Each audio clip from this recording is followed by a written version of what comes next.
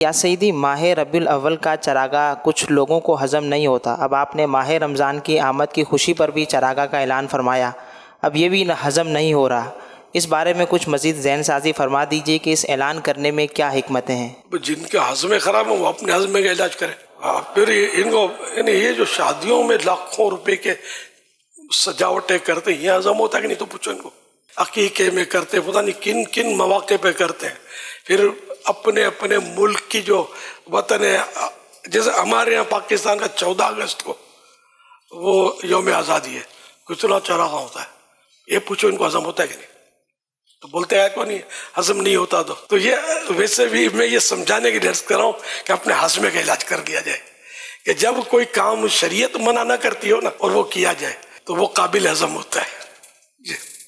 تو اب اگر کسی کو نہیں ہوتا تو اس کا اپنا ہضمہ خراب ہے۔ تو بہرحال یہ کہ ویسے ہم نے ایجاد نہیں کی رمضان المبارک کی روشنی۔ رمضان المبارک کی یہ روشنی جو ہے نا، ویسے تو عرب دنیا میں تو پتہ نہیں برسوں سے ہو رہی ہے، ہم کو تو مطلب اب یہ نہیں کہ یہ سمجھو کہ ذوق پیدا ہوا کہ یار ہم بھی کریں رمضان المبارک میں روشنی، کہ یہ سب کو شاید یہ کہ سب کی سمجھ میں آ جائے گا۔ یہ ذہن میں آیا تھا کہ آئے گا نہیں آئے گا، تو کیا کریں، بہت ساری چیزیں نہیں آتی ہیں ایک دوسرے کی سمجھ میں۔ تو میں نے وہ آپ کو فارمولہ بتا دیا نا کہ اگر شریعت اس کی اجازت دیتی ہے، اس کے باوجود کسی کو وہ بات ہضم نہیں ہوتی تو یہ اپنے ہضمے کا علاج کرے، اس چیز کو غلط نہیں کہہ سکتے۔ اب جیسے کہ کسی کو تندور کی روٹی ہضم نہیں ہوتی ہے نا، تو اب تندور کی روٹی خراب ہے، تمہارا ہضمہ خراب یار۔ تندور کی روٹی دنیا کھائی رہی ہے نا، قورمہ کھائی رہی ہے، بریانی کھائی رہی ہے۔ اچھا کسی کو مٹھائی ہضم نہیں ہوتی، شوگر کا مریض ہے، تو مٹھائی خراب یا آپ کا بدن خراب، تو جو خراب ہو وہ اپنا علاج کرے۔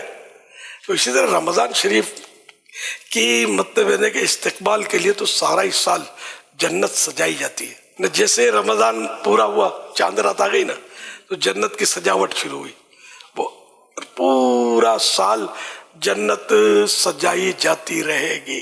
یہ اس احترام رمضان کا یہ عالم ہے۔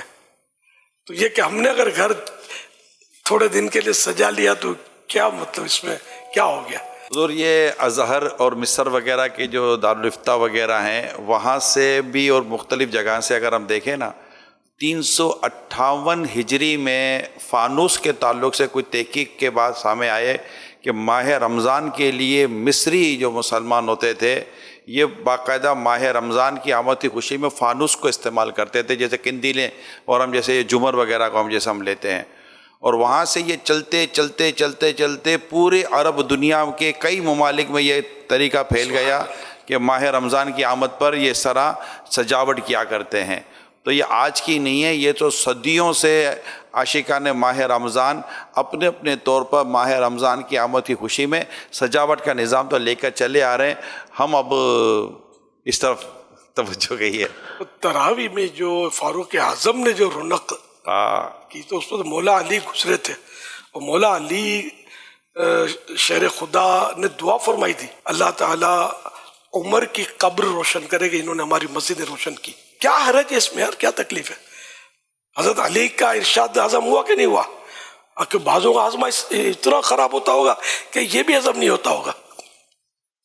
اب کریں تو کیا کریں، جائیں تو جائیں کہاں؟ مدینے۔